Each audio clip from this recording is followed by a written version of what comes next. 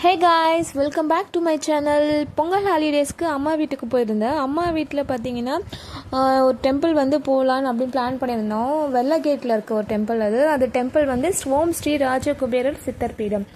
இந்த கோவில் பார்த்தீங்கன்னா ஆரம்பத்தில் ரொம்ப சின்னதாகவே இருந்தது அங்கே. இப்போ ரொம்ப ஃபேமஸ் ஆகிட்டே வந்துட்டுருக்கு. கோவில் நாங்கள் தேர்ஸ்டே போனோம். ரொம்பவே ரஷ்ஷாக இருந்துச்சு. நார்மல் தரிசனமே இங்கே பாருங்கள் எவ்வளோ பேர். ஓம் ஸ்ரீ ராஜகுபேரர் சித்தர் பீடம், இதுதான் ராஜகோபுரம். ஆரம்பத்தில் ரொம்ப சின்னதாக இருந்தது, பட் கோவில் ரொம்ப நல்லா இருக்குங்க. ரொம்பவே அப்புறம் கோவிலுக்கு போயிட்டு வந்தது ரொம்ப பீஸ்ஃபுல்லாக இருக்குங்க. கோவிலோட சரௌண்டிங்ஸ் சரி, கோவில் எல்லாமே பார்க்கறதுக்கு ரொம்பவே அழகாக இருக்குது, மனசுக்கு நிம்மதியாகவும் இருக்குது. கோவிலில் பார்த்தீங்கன்னா அங்கே வந்து சித்தரோட சிலைலாம் வச்சுருக்காங்க. சித்தரோட சிலை வச்சுருக்காங்க. அது என்ன போட்டிருக்குன்னா, சித்தர்கள்லாம் இங்கே தவம் செஞ்சிட்ருக்காங்க, ஸோ நீங்கள் வந்து அமைதியாக இருக்கணும் அப்படின்ற மாதிரி போர்டில் போட்டிருக்காங்க.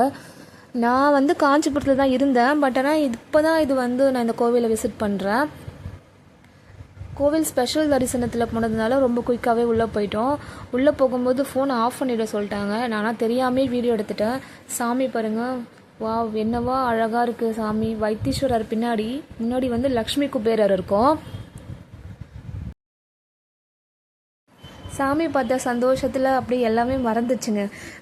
ஒரு வழியாக வந்து சாமியை பார்த்துட்டு தரிசனம் பண்ணிவிட்டு நாங்கள் குங்குமத்தை வாங்கிட்டு என் குழந்தைங்களை கிட்டக்கிட்டு நாங்கள் ஜாலியாக கோவிலை சுற்றி பார்த்தோங்க.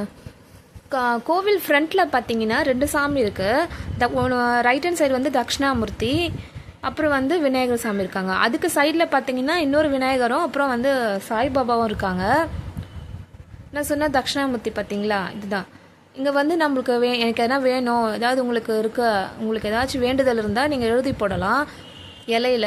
அப்புறம் இந்த பக்கம் பார்த்தீங்கன்னா உச்சிஷ்ட விநாயகர்னு இருக்காங்க. இந்த விநாயகர்கிட்ட நீங்கள் என்ன வேண்டுதல் வச்சாலும் அது அப்படி நடக்குன்றாங்க. உங்கள் வேண்டுதல் நடந்ததுக்கு அப்புறமா நீங்கள் வந்து தேங்காய் மாலை சாத்தலாம். கோவில் ரொம்பவே நல்லா இருக்குங்க. இங்கே பாருங்கள், உங்களுக்கு ஏதாவது இந்த மாதிரி வேண்டுதல் நிறைய இருந்தால் நீங்கள் வந்து வேண்டிக்கிட்டு சாமிக்கு வந்து தேங்காய் மாலை சாத்துங்க விநாயகருக்கு.